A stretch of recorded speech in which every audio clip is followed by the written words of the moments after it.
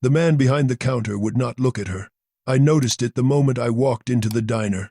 He was wiping the same spot on the formica, wiping it clean of nothing, and his eyes stayed fixed on that circle of nothing while she stood there waiting. She had asked for a glass of water. That was all. A glass of water on a July afternoon in 1958, when the valley heat pressed down on everything like a hand. The request hung in the air, like cigarette smoke. I took a seat at the far end of the counter. The vinyl was cracked and warm from the afternoon sun coming through the window. A ceiling fan turned slowly overhead, pushing the heat from one corner to another without cooling anything. Flies circled the pie case near the register. A radio somewhere in the kitchen played something quiet and country. The woman remained standing. She was approximately 60 years old. Gray hair pulled back beneath a faded blue kerchief. A cotton dress that had been washed many times, the pattern almost gone from the fabric. She carried a paper bag, the kind you get from a hardware store, and she held it against her chest like something precious. Her shoes were sensible, worn at the heels from walking through dust and distance. The counterman kept wiping. A truck driver 2 stools down looked at his coffee. A young couple in the corner booth studied their menus with sudden intensity. No one spoke. The silence had a weight to it. The silence had a shape. It filled the room the way the heat filled the room, pressing against everything, making movement difficult. I had driven down from Los Angeles that morning. A meeting in Bakersfield about a picture that would never get made. The usual conversations about budgets, schedules, and creative differences that meant nothing and changed nothing. I had stopped at this diner because the gas station attendant had recommended the pie. The woman shifted her weight from one foot to the other. The paper bag rustled against her dress. Still, she did not leave. Still, she did not raise her voice. She simply stood there, waiting for a glass of water that was not coming, and her patience was harder to watch than anger would have been. I should tell you what I saw when I looked at her. I saw my mother. Not literally. My mother had been gone for years by then, but something in the way this woman held herself reminded me of the way my mother had carried herself through a world that had not always been kind to her. My mother raised me alone after my father left. She worked jobs that paid little and demanded much. She taught me, by example more than words, that you could tell everything about a person by how they treated those who could do nothing for them. The counterman moved to the cash register. He made change for the truck driver. He called back an order to the kitchen. He refilled the coffee for a man in a feed cap who had not asked for more. He did everything except acknowledge the woman who stood 3 feet in front of him, patient as stone. I understood what was happening. I understood the rules of this place, the unwritten codes that governed who was served and who was not, who was seen and who was invisible. These rules existed everywhere in those years. They existed in restaurants and hotels and train stations and theaters. They existed in country clubs and courthouses and churches. They existed in the ordinary places where ordinary cruelty was practiced so quietly that it hardly seemed like cruelty at all. The woman spoke again. Her voice was steady. She said she had been walking approximately 2 miles in the heat. She said she only wanted water. She said, please. The please was what undid me. The please was what I could not bear. The counterman finally looked at her. He looked at her the way you look at a stain on your shirt, something to be dealt with, something in the way, something that should not be there. There is a colored entrance around back, he said. His voice carried no malice. That was the worst part. There was no hatred in it, just a flatness, a certainty, as if he were reciting the weather or the price of gasoline. I watched the woman's face. I watched something move across it. Not surprise. She had heard these words before. She had heard them her whole life, in 100 different towns, from 100 different mouths.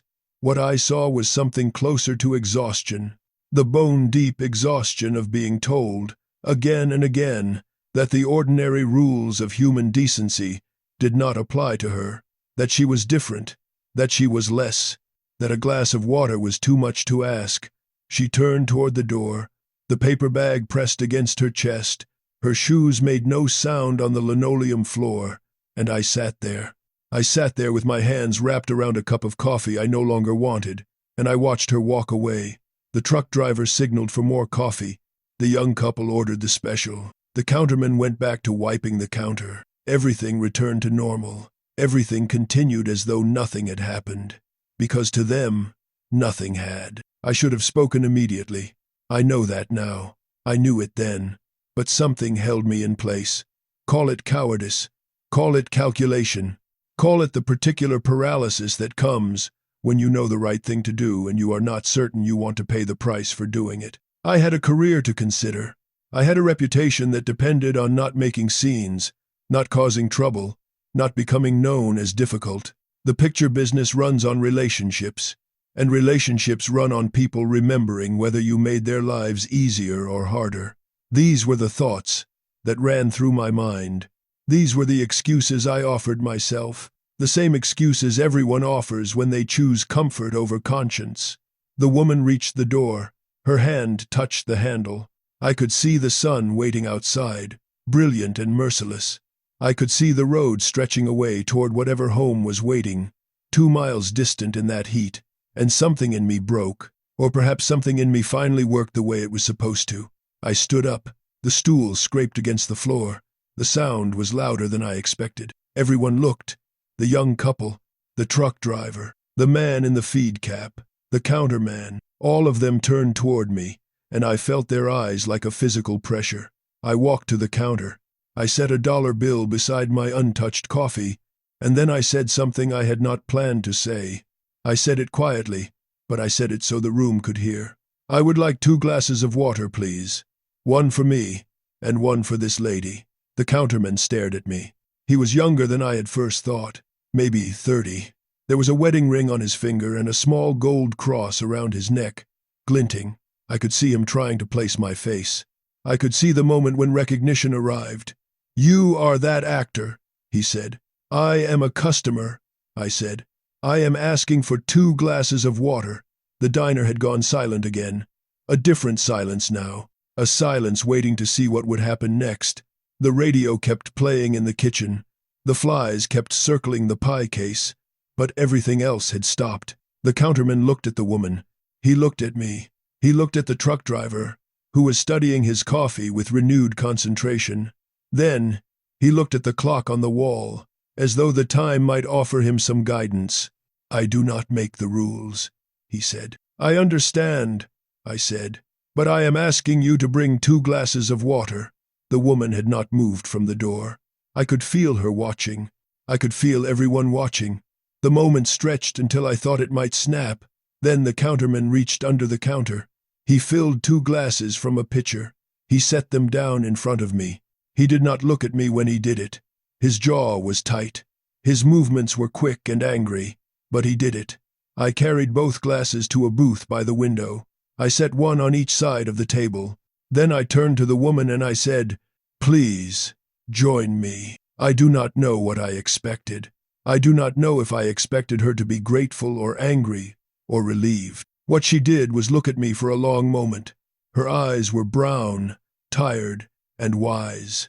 They were the eyes of someone who had learned, through long experience, to be careful about unexpected kindness. Kindness could be a trap. Kindness could be a performance. She was deciding what kind of kindness this was. She came to the booth.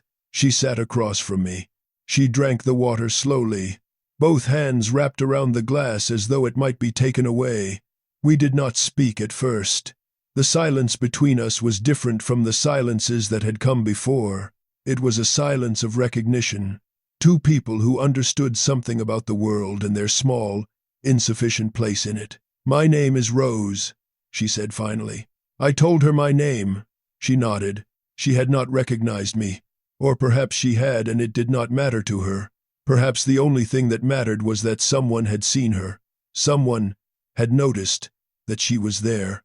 I asked her what was in the bag. She opened it and showed me. It was a doorknob, brass, old, tarnished with age, with a floral pattern pressed into the metal. The craftsmanship was beautiful. "You did not see work like that anymore. It came from my grandmother's house," she said. "The house is being torn down next month. Eminent domain. They are building a highway. I wanted to save something of hers. We talked for a while. She told me about her grandmother, who had been born during the war. Not the war I knew, the earlier one. The one that was supposed to end something and instead had only planted seeds for everything that came after. She told me about her work, cleaning houses in the nice part of town. She told me about her son, who was studying to be a teacher at a college up north. First, in our family, she said, and her voice changed when she said it, became softer, prouder. She told me these things simply, without complaint. She was just telling me her life. When she finished her water, she stood to leave. I stood as well. I offered her a ride to wherever she was going. She declined. She said she preferred to walk. The heat was breaking now, she said. It would be cooler soon. At the door, she stopped. She turned back to me. She said something I have never forgotten. You did not change anything today. You know that. I said I knew. She nodded.